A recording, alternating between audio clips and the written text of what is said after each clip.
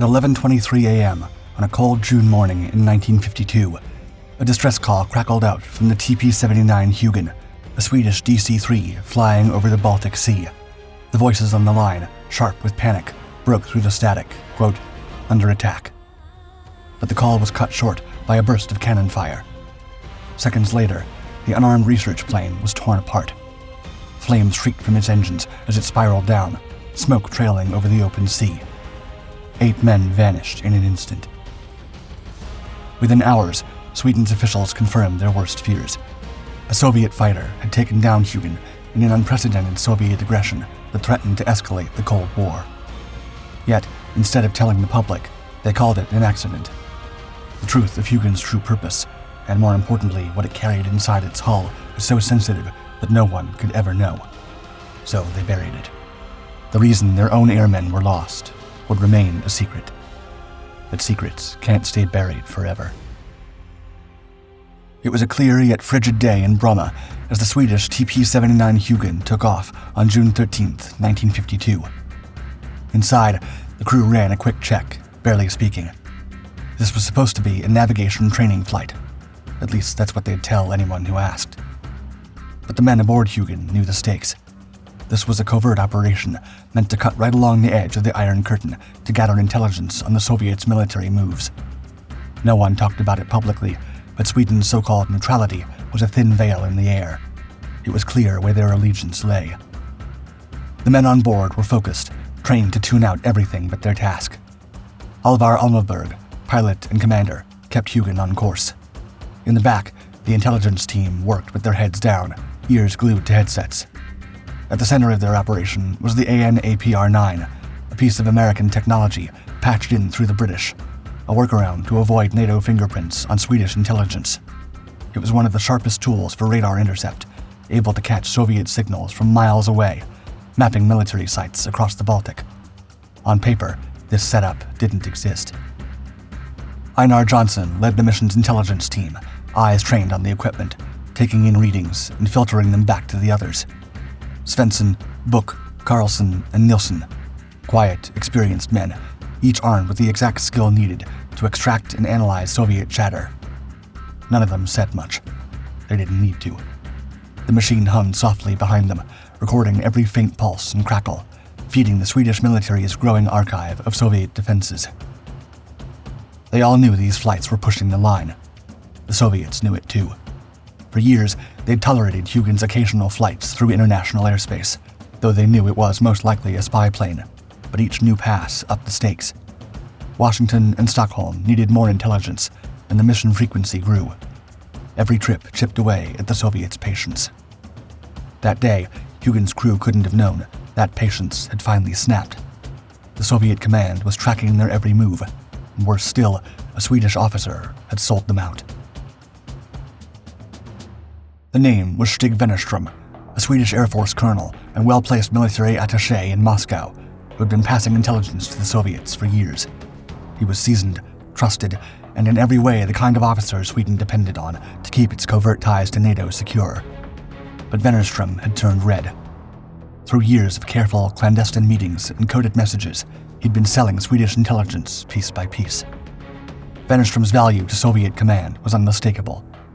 By 1952, his reports had peeled back every layer of Sweden's covert operation.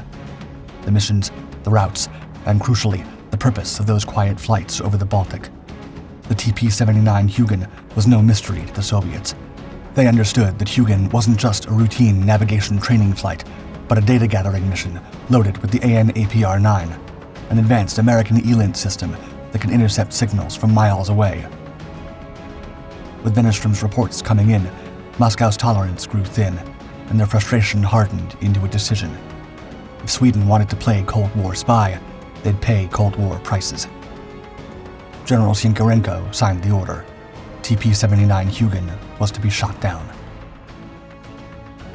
That morning, the task fell to Captain Sergei Osinski, a MiG-15 BIS pilot who'd flown enough Baltic patrols to know Swedish planes by sight. He got his briefing with blunt orders: intercept, close in, fire.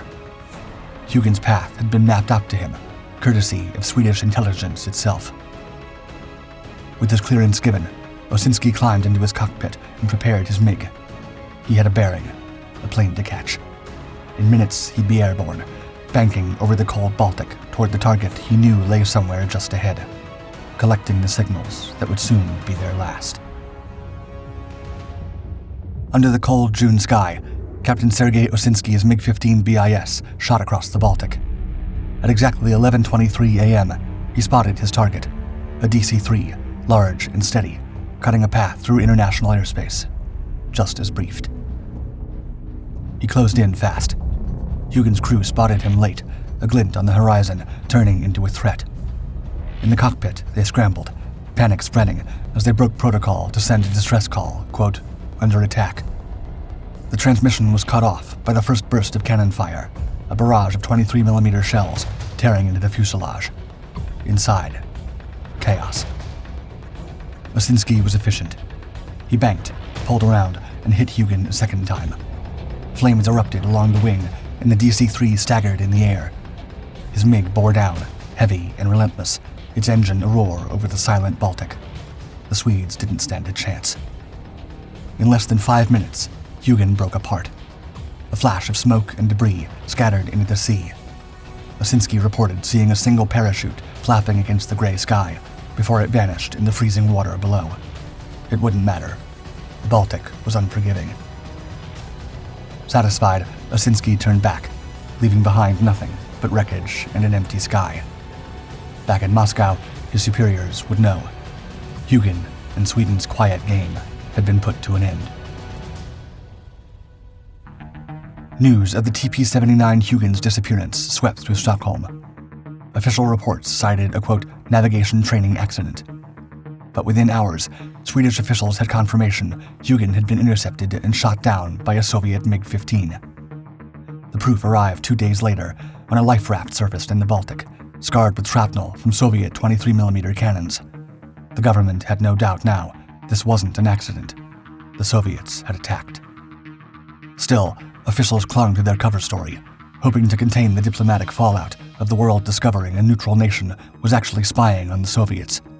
The public, however, was already suspicious. The idea of an accident didn't hold up, especially with Soviet tensions running high. Soon, rumors leaked to the press that Hugin had been running signals intelligence for NATO. Anger and shock rippled through Sweden. The fact was that the Soviets had fired on a Swedish plane in international airspace, but their own government was hiding something from them. Demonstrations broke out outside the Soviet embassy in Stockholm and on local government buildings as more people demanded answers. Amid the outcry, the Swedish military scrambled to launch a rescue mission. Early on June 16th, 3 days after Hugin had been downed, 2 PBY Catalina amphibious planes from Squadron F2 took off, heading toward the Baltic Sea to search for survivors. The crew knew the chances were slim, but they needed proof, wreckage, or anything to confirm the fate of Hugin's crew. That morning, the Catalinas were flying low over the waves, scanning the waters of Estonia, when 2 Soviet MiG-15s suddenly appeared on the horizon. At 4:09 a.m., Commander Sven Turngren, in the lead Catalina, watched the fighters approach. He radioed Hägernas, quote, fake attack by 2 MiG planes. It could not be a real attack. This was a rescue operation, after all. The Soviets had sent their message, and these rescue crews had nothing to do with the spy operations. The MiGs buzzed past at high speed, a show of force. Turngren held his course, focusing on the search. Then tracer rounds pierced through the air. Turngren realized these Soviet pilots were not standing down. His voice crackled over the radio, quote, we are being fired upon with 20mm tracer rounds, hitting to the right. He dropped the Catalina lower, hugging the waves, but the MiGs came around, cannon fire ripping into the fuselage and hitting the left wing. Smoke streamed from the damaged engine. The Soviets didn't stop. They circled again for a third pass, blasting through the aircraft's elevator controls. The fourth strike hit the left engine directly. Control was slipping fast, and Turngren knew he wouldn't last another pass. Ahead, he spotted a West German freighter, the Münsterland, and steered toward it, hoping they could make an emergency landing nearby. The MiGs came around one last time. Cannon fire shredded the cockpit, wounding first pilot Olaf Arben and navigator Ova Engberg. With one engine lost and blood in the cockpit, Tundgren managed to land the Catalina in the water. It took on water immediately. Within 10 minutes, the plane sank, leaving the crew in life rafts on the freezing sea. On the Munsterland, Captain John Dirks had been watching the entire scene unfold. He ordered the freighter toward the downed Swedes, fully aware of the risk. They were close to Soviet waters, and he feared the Soviets might retaliate against him for aiding the survivors. He ordered the rafts cut loose and hid the Swedes below deck as they turned hard west. Back in Stockholm, when news of the attack finally surfaced, it ignited a firestorm. Swedish officials could no longer keep up the story of a training flight gone wrong. They were forced to admit that the Soviets had downed not only the TP-79 Hugin, but had attacked its search and rescue team in broad daylight. Yet they did not admit the Hugin mission's true purpose as a NATO-aligned intelligence operation. Swedish officials scrambled to contain the damage, caught between the outrage of home and the brutal reality of Cold War politics, where one wrong move could spell nuclear disaster. The press dubbed the whole case the Catalina Affair, marking Sweden's quiet role in the secret operations of the Cold War.